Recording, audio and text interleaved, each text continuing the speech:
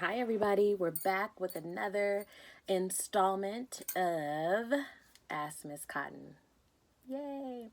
All right. So this is, look at my world-class notes here. Aren't these fancy? All right. When inspiration strikes, right? Okay. So this is not a current event, but this is something that I wanted to talk about, and it's fairly recent. But the news cycle moves so fast, so you know how that is. But I wanted to talk about those 19 families that purchased that acreage, and so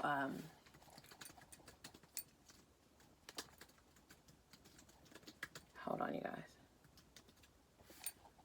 All right, so multitask. Fun fact, you can't actually multitask. You can have different things going on, but you can actually only do one thing at a time. Fun fact. All right, so I'm multitasking. Okay. So yeah, so these 19 families came together to buy almost 90, 97, 100 acres of land. And I think it's fabulous. I think it's fabulous. And actually, I had a real connection to this story because I had an open document, like I was kind of journaling a solution to so many things that were happening. And so in response to the pandemic, in response to just how this nation is just really being torn apart with racial and social injustice. And so I was just thinking of a solution because everything that I was hearing was like problem based. And so as an empath, in order for me to just continue to interact with the world and move forward, I wanted to be able to listen to things and to kind of as people entered my sphere with information, this inundation of information, I wanted to have a solution. So I started journaling and calling it freedom. And buying land, to wrap that long introduction up, and buying land was a part of this freedom story. So I think it's huge what they were doing. And just in terms of like collective action for Black people and for families, for all families. I think it's just really powerful when you can concentrate your power, concentrate your purchasing power, and do something like that. So kudos to them. I think it's a wonderful idea. And I also think that it really does tap into this solution for all of us, which is freedom. So when we're complaining about everything that's going on, there's sort of this anarchist narrative that's being spent, and I'm thinking to myself, where is all this leading? You know, what is the solution? Don't just keep telling me what the problems are, but what are the solutions? You know, if you dismantle the system, what do you have to fall back on? And a really good friend of mine had this analogy: if you're on a moving train and you see that the moving train is like about to wreck, you want to make sure that you can safely disembark from one train to perhaps another platform.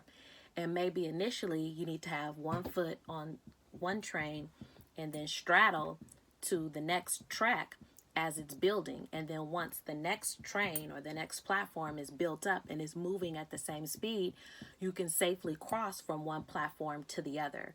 And I just loved it. I loved it. I was like, yes, I really liked that analogy. And I think it works here very well because it's like we cannot keep tearing the system down and doing all of these things that clearly indicate that we no longer want to participate in, you know, in said government, in said structure of capitalism, but we have nothing else to fall back on. So having said all that, I feel like here's where my notes come into play. I feel like number one, I think their primary purpose for having this land was not necessarily to secede from the Union and start their own nation. I certainly don't think that was their objective. In fact, they said it was a safe haven for Black people, but not exclusive to Black people, because they had others in their family, as most of us do. But I do feel like maybe that wasn't the case for them, but for people who are talking about reparations, or for people who are talking about how can we really, really accumulate Black wealth, purchasing land and doing some type of independent building may be one of the solutions or part of the solution. So in that, we have to think about how would you do that? If you come together and bought land, would you write a charter for your city? Would you declare your independence? Would you incorporate the city? Have you thought about power, like a power grid and that type of structure? Have you thought about water? How are you going to get water to that structure? Have you thought about entertainment, trash? Is it going to be in this safe haven? Will you open up like an amusement park, like come and see Happy Negroes? I mean, how is this going to generate revenue for you so that it can sustain itself?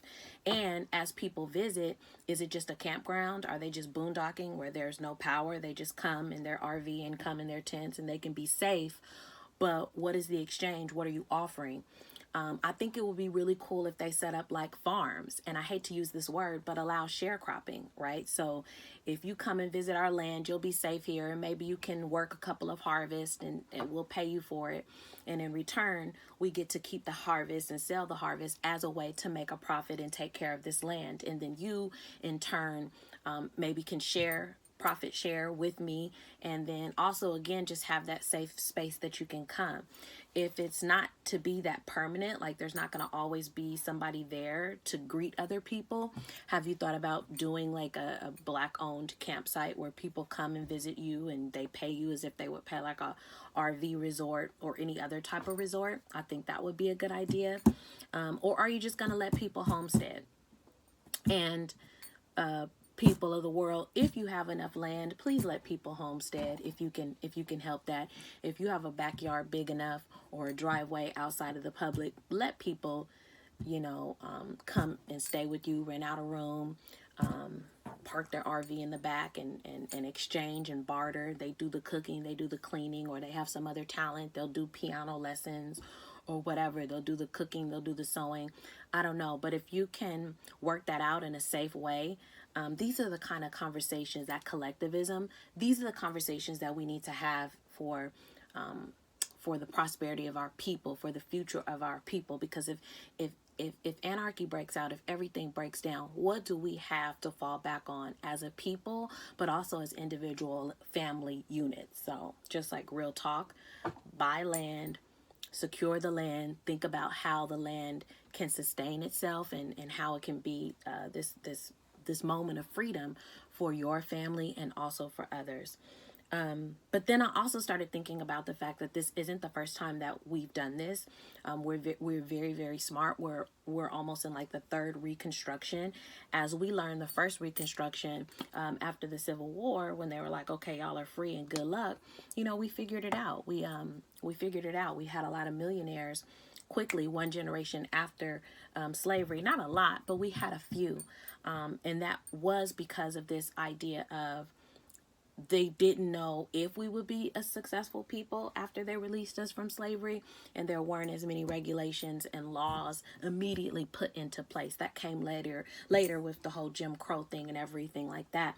So during that first Reconstruction, we did figure out how we could make it happen for ourselves. Since the first Reconstruction until now, you've had several of Black cities where prosperity was the theme of the city, what that city was known for, and it was taken from us violently. I think most recently the city that everybody knows about is Black Wall Street, Tulsa, Oklahoma. But you also have Rosewood, Langston City, Pasco County. There are so many of examples of us saying, all right, you think a particular way about us. You don't want us to be a part of what you're doing. So we're going to try to do our own and have our own schools and have our own general stores and just be with ourselves, right? Separate but equal, right? But that's not good enough either, because as soon as that Black city prospers, then it mysteriously gets bombed or infiltrated or somehow destroyed. So just a very interesting issue. But overall, what do I think about it? I think it's awesome. I am worried that if this place becomes in any way prosperous, if it does become this haven, that they'll somehow declare eminent domain and steal the land, that all of a sudden a freeway needs to run through their land, that all of a sudden their land is declared an opportunity zone and people are going to come gentrify it. I worry about stuff like that. But ultimately, I think the takeaway message is let's follow this model. Pool your money with someone that you trust, if you can, with your family member. Pool your money in small communities, buy land, and figure out a way to build up that second platform, because it could be that this train that we're all on, it could be that it is about to crash. And so maybe we all need to be thinking about straddling and building up that second platform. Be prepared, right? That's the Boy Scouts motto: be prepared. Yeah. And that's all I have to say about that. My lovely notes. I'll see you guys next time. If you want to know, just ask.